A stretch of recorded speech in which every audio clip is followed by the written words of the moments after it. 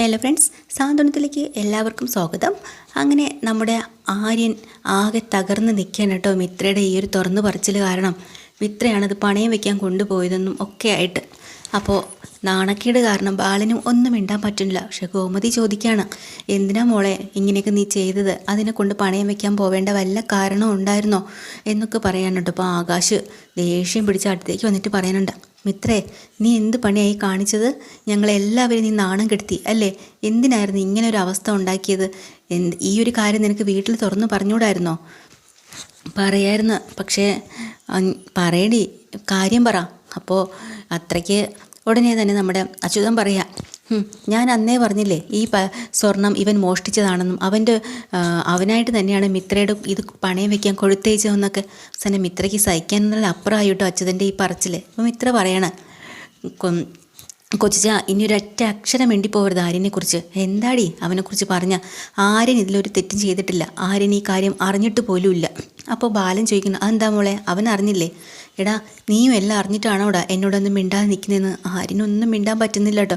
അപ്പോൾ പറയാം, നമ്മുടെ മിത്ര അങ്കിളെ, അങ്ങനെയൊന്നും അല്ല കാര്യങ്ങൾ. ശരിക്കും പറഞ്ഞാൽ ഈ സ്വർണം ഇന്ന് രാവിലെയാണ് ഞങ്ങൾക്ക് കയ്യിൽ കിട്ടിയത്. പോലീസ് സ്റ്റേഷനിൽ നിന്ന് ഞങ്ങളെ വിളിച്ചിരുന്നു. അവിടെ ചെന്ന് ഞങ്ങൾക്കിത് കൈമാറുകയും ചെയ്തു. പക്ഷേ ഇത് കിട്ടിയ ഉടനെ ആര്യൻ എന്നോട് പറഞ്ഞത്, നമുക്കിത് വേണ്ട, നിൻ്റെ അച്ഛന് കൊണ്ട് തിരിച്ചു കൊടുത്തേക്ക്, കൃഷ്ണമംഗലത്ത് കൊണ്ട് കൊടുത്തേക്കെന്നാണ് എന്നോട് പറഞ്ഞത്.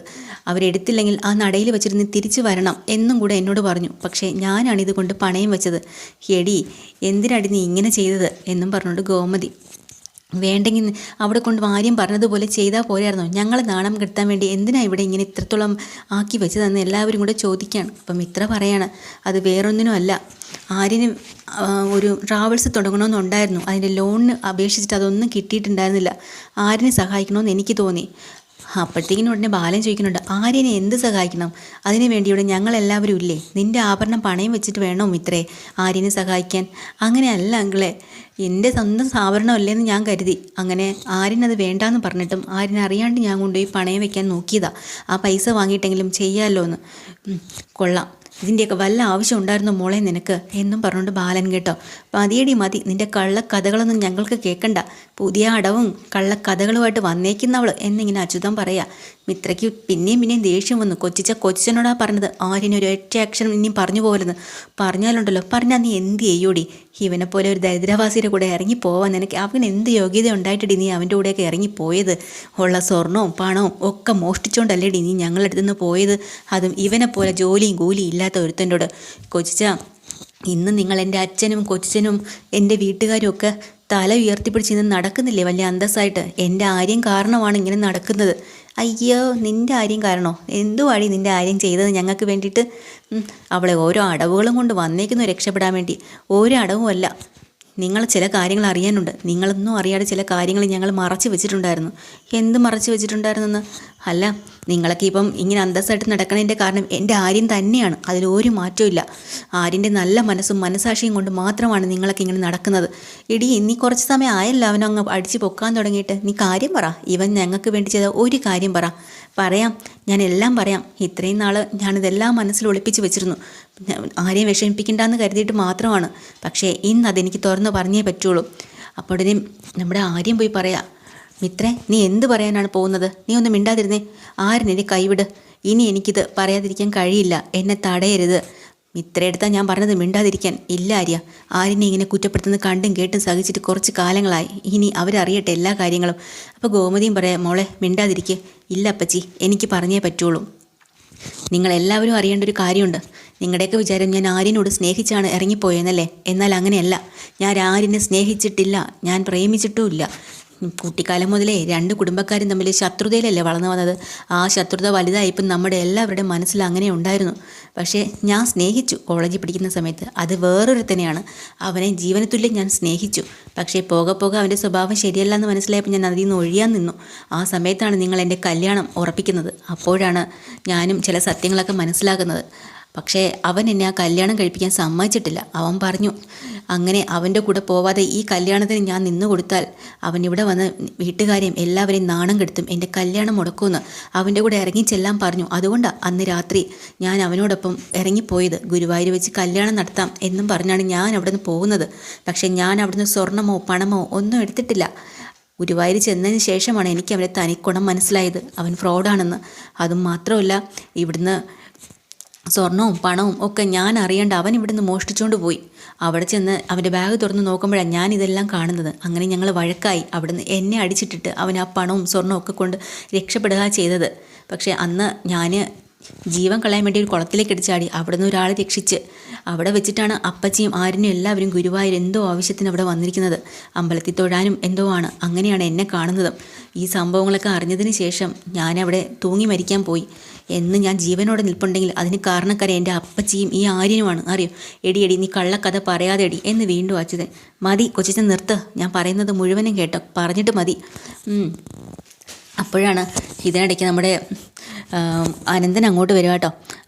അത് കാണുമ്പോൾ തന്നെ അച്യുതൻ ഓടി വന്ന് അനന്തനോട് പറയുന്നുണ്ട്, അനന്തേട്ടാ ഓടി വന്നേ, ഇവിടെ എന്തൊക്കെയാണ് നടക്കുന്നതെന്ന് കണ്ടോ?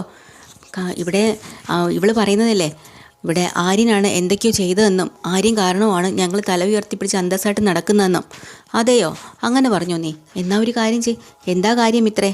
ആര്യം ഞങ്ങൾക്ക് വേണ്ടി എന്താ ചെയ്തത് നീ പറ എന്നിങ്ങനെ അനന്തനും ചോദിക്കട്ടോ. അപ്പം മിത്ര പറയണം, അച്ഛനും കൊച്ചനും കൂടെ കേൾക്കാൻ ഞാൻ ഒരു കാര്യം കൂടെ പറയാം. അന്ന് അവിടെ വെച്ച് ഞാൻ മരിക്കാൻ പോയ എന്നെ രക്ഷിച്ചത് ഇവരാണെങ്കിലും തിരിച്ച് വീട്ടിലേക്ക് എന്നെ പറഞ്ഞു വിടാനാ ഇവർ തീരുമാനിച്ചത്. അറിയോ? ഞാനാണ് വരാതിരുന്നത്. എന്നെ അവിടെ വിട്ടിട്ട് പോകാൻ ഇവർക്ക് തോന്നിയിട്ടില്ല. കാരണം ഞാൻ എന്തെങ്കിലും കടുങ്കൈ ചെയ്താലോ എന്ന് വെച്ചിട്ട്. അങ്ങനെയാണ് അപ്പച്ചി പറയണം, നിൻ്റെ വീട്ടിൽ പോകാനാ നിനക്ക് പേടിയുണ്ട്. കാരണം എനിക്ക് പേടിയാ. നിങ്ങളെ എല്ലാവരും എന്നെ എങ്ങനെയാവും സ്വീകരിക്കുക? നിങ്ങളുടെ പക മുഴുവനും എന്നോട് തീർക്കില്ലേ? നേരം വെളുത്ത് കല്യാണവും മുടങ്ങിയിട്ട് ഇവിടെ വന്നു കയറിയ ഞാൻ എങ്ങനെ വരും?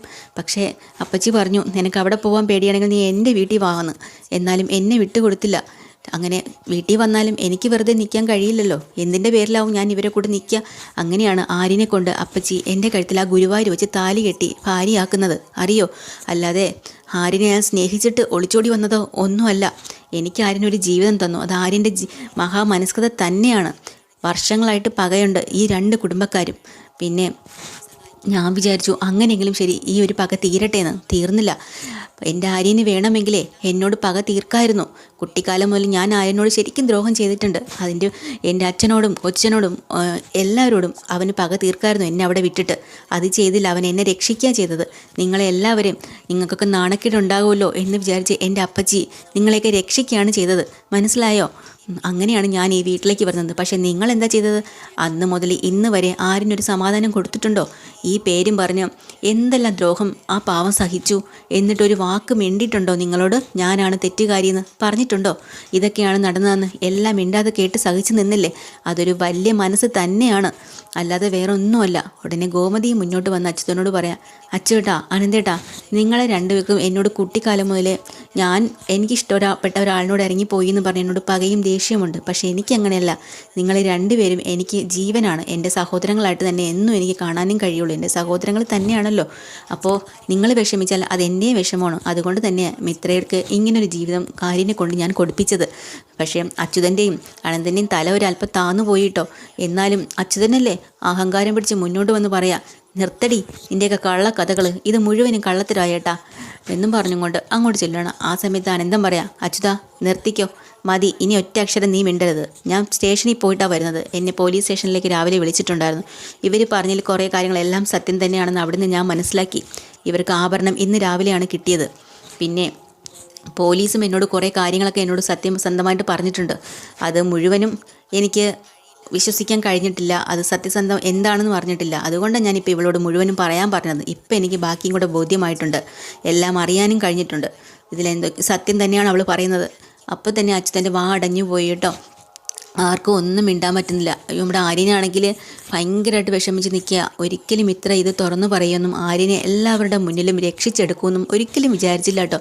എന്നിട്ട് നമ്മുടെ മിത്ര പറയാം, പാവം ആര്യൻ ഇത്രയൊക്കെ സഹിച്ചു, എന്നിട്ട് നിങ്ങൾ അവനെ വെറുതെ വിട്ടിട്ടുണ്ടോ ഇന്ന് വരെയെങ്കിലും? ഞാൻ ഒരു കാര്യം പറഞ്ഞേക്കാം, മേലിൽ ഇനി എൻ്റെ ആര്യനെ ആരെങ്കിലും എന്തെങ്കിലും പറഞ്ഞാലുണ്ടല്ലോ, ഈ കുടുംബത്തിലായാലും രണ്ട് കുടുംബത്തിലായാലും ഇത്രയും മനസാക്ഷിയും സ്നേഹവും ഉള്ള ഒരാൾ വേറെ ഇല്ല എൻ്റെ ആര്യനെ പോലെ. ആര്യൻ തന്നെയാണ് ഇവിടുത്തെ മികച്ചവൻ എന്ന് പറഞ്ഞ് ആര്യനെ അങ്ങ് ഉയർത്തി പറയാനുണ്ട് കേട്ടോ. ആര്യന് സന്തോഷം കൊണ്ട് കണ്ണ് നിറഞ്ഞു പോവാണ്. ഇതൊക്കെ കേട്ടിട്ട് ഇന്ദിരാമ്മ അടുത്തേക്ക് വരികയാണ്. എന്നിട്ട് ചോദിക്കുകയാണ്, മോളെ ഇത്രയും വിഷമങ്ങളും സങ്കടങ്ങളും ഒക്കെ നീ ഉള്ളിലടക്കി വെച്ചിട്ടാണോ ഇങ്ങനെ പുറമേ ചിരിച്ച് നീ നടന്നത്? നിനക്കതിന് സാധിക്കുമായിരുന്നോ? നീ പറഞ്ഞതൊക്കെ സത്യം തന്നെയാണോ മോളെ? എനിക്ക് വിശ്വസിക്കാൻ ആവണേ ഇല്ല എന്ന് പറയാണ്. അപ്പം മിത്ര പറയാണ്, വിശ്വസിക്കണം മുത്തശ്ശി, ഇതൊക്കെ സത്യമാണ്, ഇതാണ് യഥാർത്ഥത്തിലുള്ള സത്യം. ആര്യനല്ല തെറ്റുകാരൻ, ഞാനാണ് യഥാർത്ഥം പറഞ്ഞ തെറ്റ് ചെയ്തത്. എന്നെ അവർ രക്ഷിക്കുക ചെയ്തത് വലിയൊരു ആപത്തിൽ നിന്നും. മനസ്സിലായോ? നീ എൻ്റെ തലയിലടിച്ചൊന്ന് സത്യം ചെയ്യാൻ പറയാട്ടോ. അങ്ങനെ തലയിൽ കൈവച്ച് സത്യം ചെയ്യുന്നുണ്ട് മിത്ര. സത്യമായിട്ടും ഇതാണ് മുത്തശ്ശി സത്യം എന്ന്. അങ്ങനെ എല്ലാവരുടെയും തല അടിച്ച് താഴ്ത്തിയതുപോലെ മിത്ര സംസാരിച്ചിട്ടുണ്ട് കേട്ടോ. പിന്നെ ആര്യനാണെങ്കിൽ എല്ലാവരുടെ മുന്നിലും നല്ല അന്തസ്സായിട്ട് തല ഉയർത്തി പിടിച്ച് നിൽക്കുന്ന ഒരു രീതിയിലായിട്ടുണ്ട് കേട്ടോ. ഇന്നത്തെ എപ്പിസോഡിൽ നല്ല അടിപൊളിയായിട്ട് മിത്ര എല്ലാവരോടും സംസാരിച്ചു. അച്ഛനും കൊച്ചനും ഇനി മേലിൽ എൻ്റെ ആര്യനെ അനാവശ്യമായിട്ട് സംസാരിക്കുകയോ പറയുകയോ ചെയ്യരുത്. എനിക്ക് ദൈവത്തെ പോലെ തന്നെയാണ് ആര്യന് വേണ്ടി ഞാൻ എന്തും ചെയ്യും എന്നൊക്കെ ഇങ്ങനെ പറയുകയാണ് നമ്മുടെ മിത്ര. ഇതൊക്കെ തന്നെയാണ് എപ്പിസോഡിൽ കേട്ടോ. അപ്പോൾ ഡീറ്റെയിൽഡ് എപ്പിസോഡുമായിട്ട് വീണ്ടും വരാം. ചാനൽ ഇഷ്ടമായി ലൈക്ക് ചെയ്യുക, സബ്സ്ക്രൈബ് ചെയ്യുക. Thank you.